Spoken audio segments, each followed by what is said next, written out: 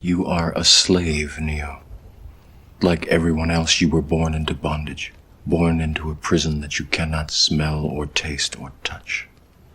A prison for your mind. And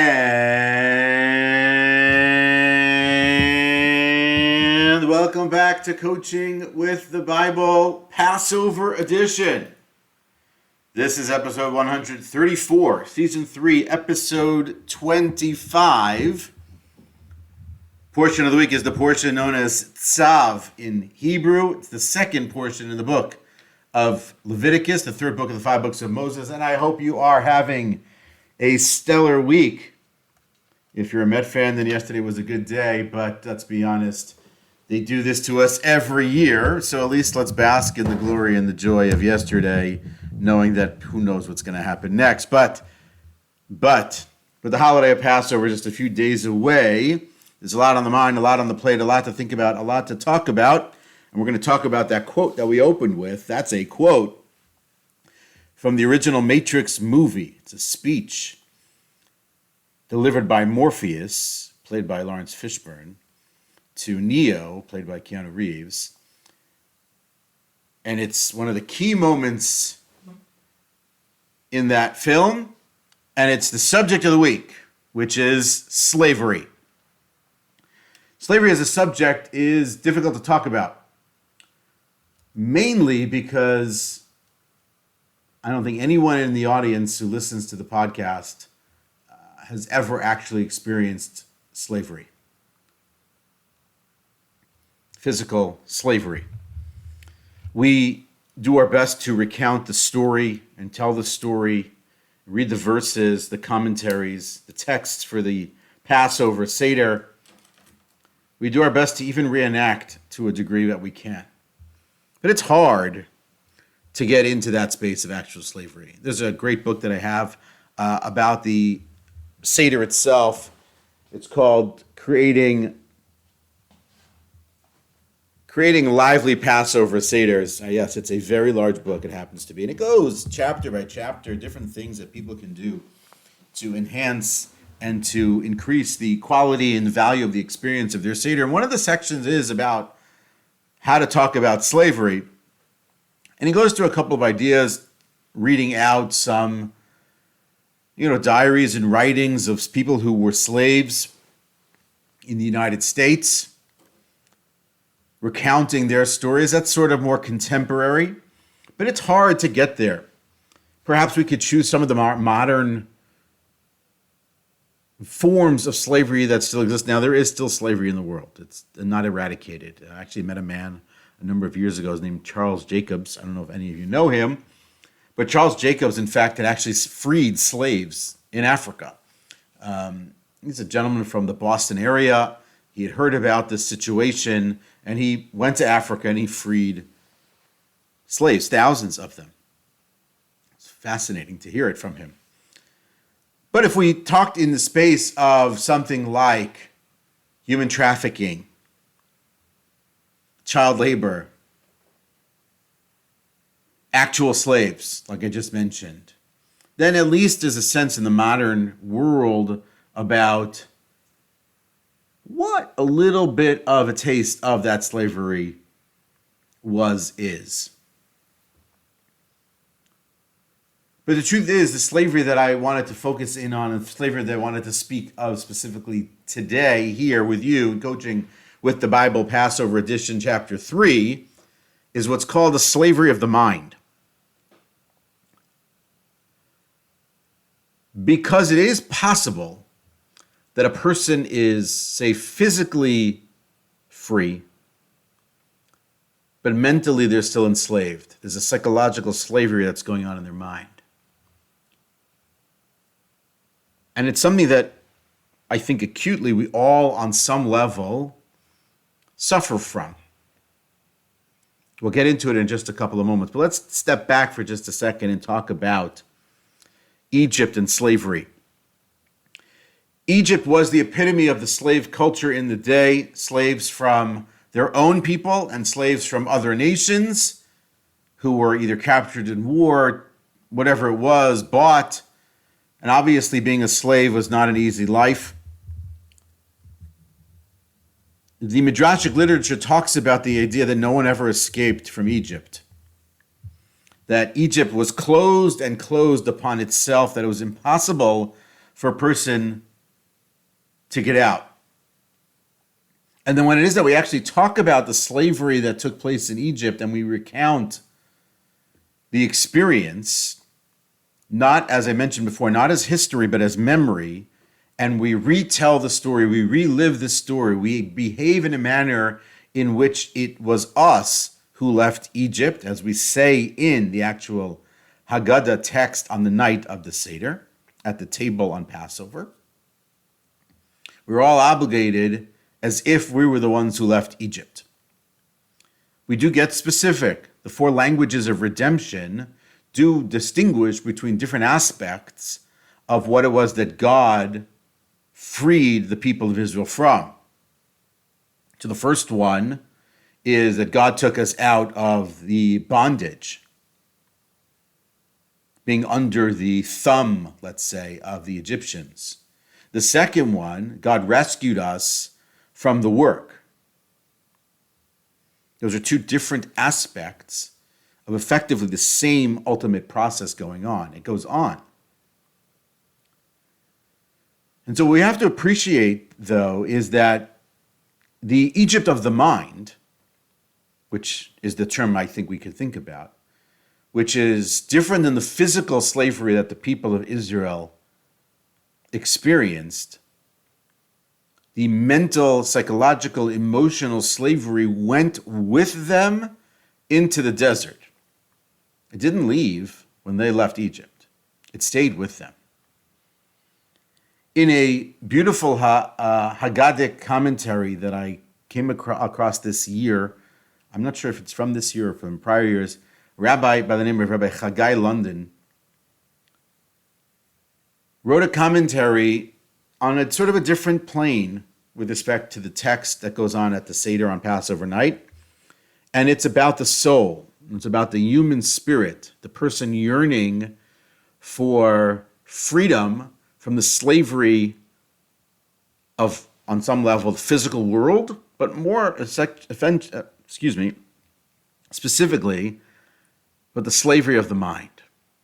That the Egypt of the mind is with us at all times, and we are at all moments working to free ourselves of the Egypt of the mind, to live spiritually, emotionally, psychologically free, to be able to do the things and accomplish the things that we want to do in our lives. And so that's where I want to focus for today. And ask the question, what are your slaveries? Again, I'm using that term because it's simply the term that's here. You can appreciate that it's not the same as what went on in Egypt, nor am I drawing any parallels to those who experienced slavery at some point in their lives in the modern world, or are connected to or related to people who experienced slavery in countries around the world over time. When I think about slaveries, I'm thinking about what are the things that are holding you back? What are the things that wrap you up and keep you from doing and accomplishing the things that you want in life? It's fears, the thoughts that run through your head.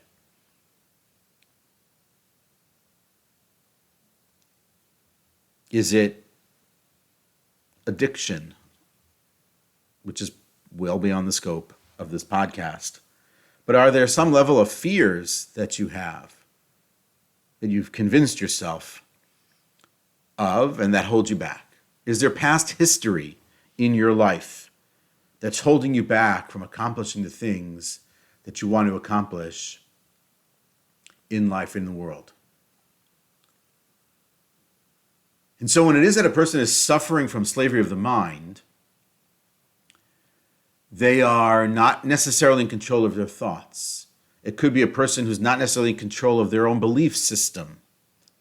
Slavery of the mind can be inborn, and it can be nurtured and taught by external powers. It's imposed upon a person. And what happens then is the possibility that you are able now to believe things that aren't actually true. You're actually able to believe things that are fiction, that are false, that someone else has told you is true. An alternate history, an alternate narrative about different people. You can believe that they're inferior. You can believe that they can be and should be discriminated against. You can believe that a person can be hated or oppressed or even killed. And you might actually think any and all those things, not just about somebody else, but about yourself. And if any of that is true, then you are suffering from the slavery of the mind.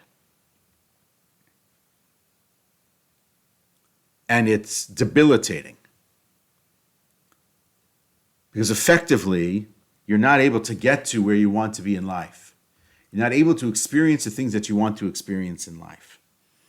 We see it with the people of Israel upon their departure from Egypt in the notion that they don't necessarily believe that they should be free.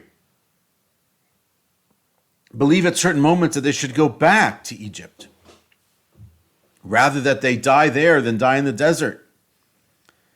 Some of their anxiety, let's call it, later on is perhaps born of their experience and the lives that they have lived, not for one generation, but for multiple generations while in Egypt.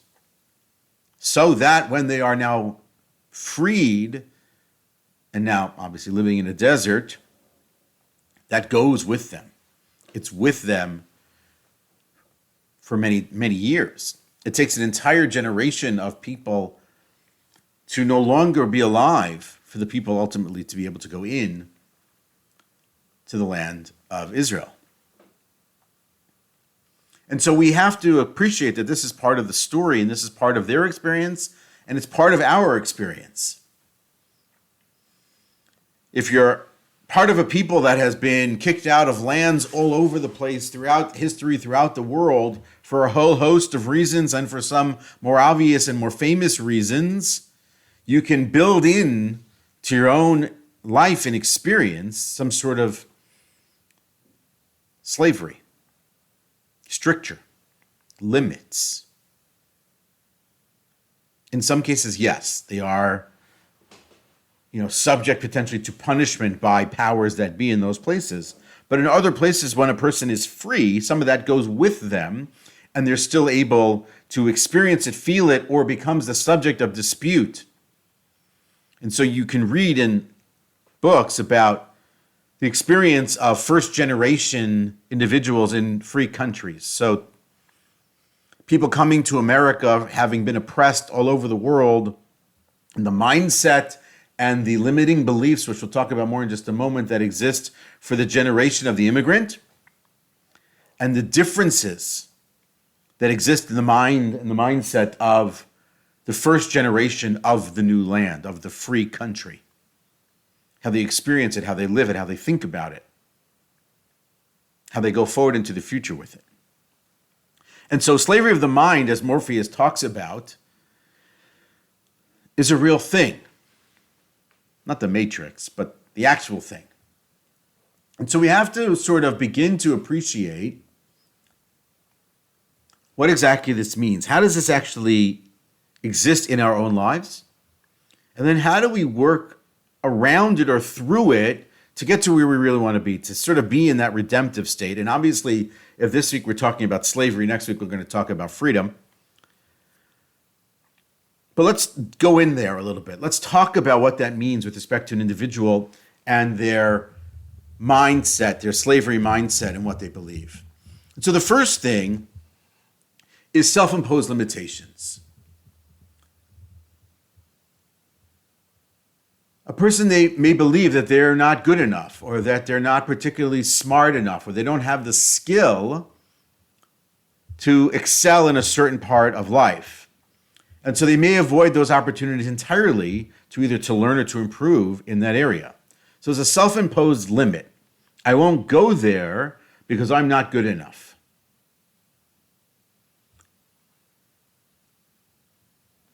Or there's some sort of, as I mentioned before, some sort of an internalized oppression. There's this idea that because I've experienced something somewhere else, negative messaging, stereotyping about my identity, about who I am or what I am, so then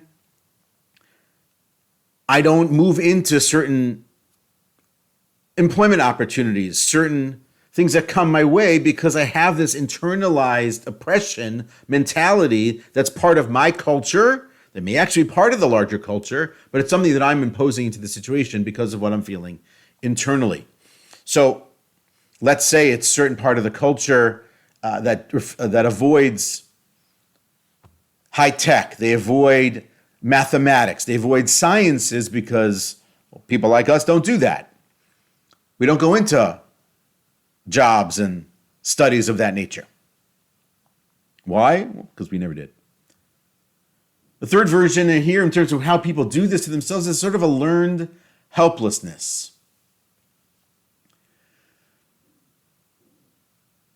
When it is that a person has experienced something in their life where they were not able to control the circumstances or the environment or the outcomes. And so in the future, when those things come up, they have an inborn learned approach that they stop to seek control or to gain influence. So a person who a couple of times has been passed over for an opportunity at work or project that keeps going to somebody else, or even recognition that continues to go to other people, person begins to feel that they are helpless. They cannot change the situation. It's a learned helplessness. All of these fall into the space of some form of what I would call a limiting belief. And so when we do these kinds of things, we are putting ourselves in a position where we cannot succeed. Now, if a person is interested and is looking to work their way out of this and into this sort of what we'll call the redemptive mind, as opposed to a slavery of the mind, redemption of the mind, freedom of the mind, there are things that we have to be mindful of, careful of, weary of, so that if in the fact that we do try to make the effort and it doesn't go well, or that we don't try to make the effort because of a variety of other reasons, that we do continue to push forward. So for example, negative self-talk, as we're beginning to sort of work our way through something, as we're trying to challenge the negative beliefs, it's easy to sort of slip into old habits and old patterns. So let's say you start eating better. You want to be healthier, you want to lose weight, you want to live longer, whatever it may be. You want to run that 5, 10K, whatever it may be. And so you start, you make the effort, you go out the first time and it's okay, the second time it's okay, third time's a disaster, and now the self-talk begins to go in your mind. You are reverting back to the experience that you had prior, and you're going back there. Negative self-talk. I've said it before, I say it again. If we said out loud the things that we say about ourselves in our own head, we would be thoroughly embarrassed. Because we are so tough on ourselves in our own mind, and the self-talk, especially the negative self-talk, is powerful and it's loud up there inside of our heads. So that's one of those things that we have to be paying attention to if it is in our interest or desire to actually get better. Fear of failure is obviously another one. I'm not going to try because I'm afraid I'm going to fail. I'm not going to exert the effort, not going to take risk because I'm fearful, mindful, weary, leery of failing. Even though we know that failure is part of the process of success. And so there's a lot of things that we do that are what we call the pitfalls of the mind that keep us from actually getting there and helping us succeed. And so if we're going to work through this, and if I was going to work through this, let's say I had a chance to coach the people of Israel upon their departure from Egypt, and now they're heading into the desert. So the large coaching session for the millions of people, where do you start? So you really start with identifying what those limiting beliefs are. What are the things, right? What are the things that that effectively are holding you back from accomplishing and achieving the goals or the dreams that you have. They're called limiting beliefs, based on past experience, culture, society, other factors. They hold us back from living up to our full potential. So the first thing that I would do is, let's identify the limiting belief and then challenge the negative self-talk around and related to that limiting belief. Ask yourself if it's actually true.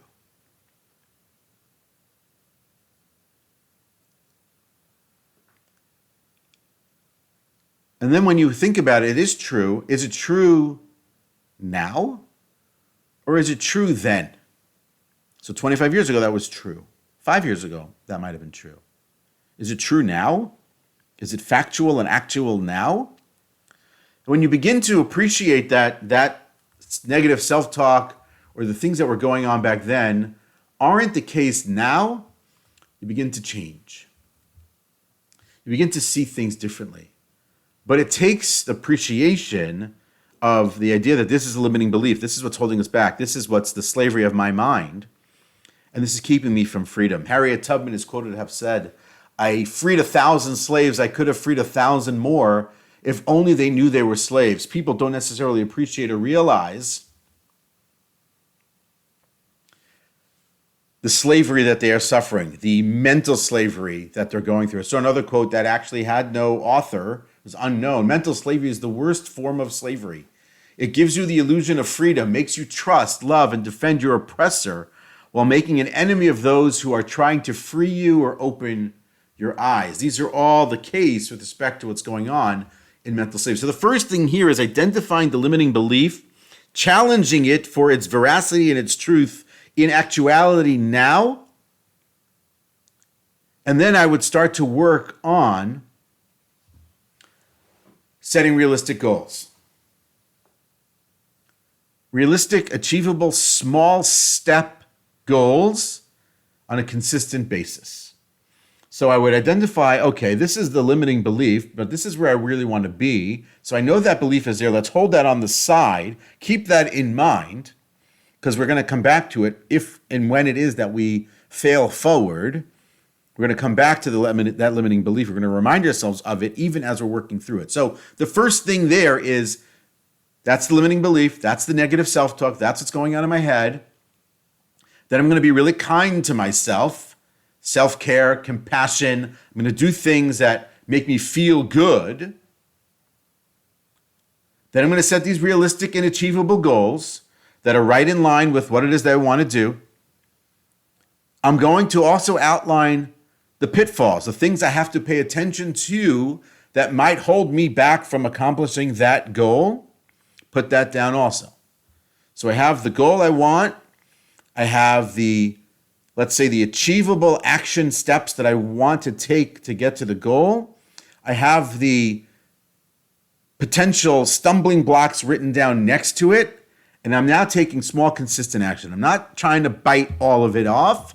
I'm trying to get some of it done today and some of it done tomorrow. Then I'm going to celebrate the heck out of that little achievement. So if it's that getting up that first hill on that first run, or it's rewriting that resume and sending it out for that job that you don't actually think you could get, but that's a limiting belief. Or if it's standing in front of an audience and not making a full speech, but just making a 1-minute statement. Standing up in front of a classroom if you're a kid and talking, getting outside your comfort zone on at a sporting event, on a field, whatever that may be, and I'm going to celebrate that little victory. Because this is how you break free of the slavery of the mind. This is how you work through the things that are holding you back in life. And this is how we can talk about it with our significant others, with our children, with our families. It's a way to bring the concepts of slavery into our conversations, into our talks, into our tables at the Seder. If we want to talk about slavery at the Seder with our families around the table, but really anywhere. These are conversations that we can have with our friends, with our family, with our loved ones, with our teams, with the people that we lead. What's holding you back? What's keeping you from succeeding? Is it true? What's that based on? How can we talk through the negative talk? What else can we say that's perhaps also true or actually true, which will make it easier for us? All these moves get us through, begin to break the chains of the slavery of the mind, and get us into a space of what we called redemptive mentality, or a redemptive mind, a freed mind, a mind and a person able to accomplish what it is that they're born to do in this world. Finish with a quote from Martin Luther King: "As long as the mind is enslaved, the body can never be free. Psychological freedom, a firm sense of self-esteem, is the most powerful weapon against the long night of physical slavery." That is Coaching with the Bible for this week. I look forward, of course, as always, seeing you next week as we come upon the celebration of the holiday of Passover. Have a good one.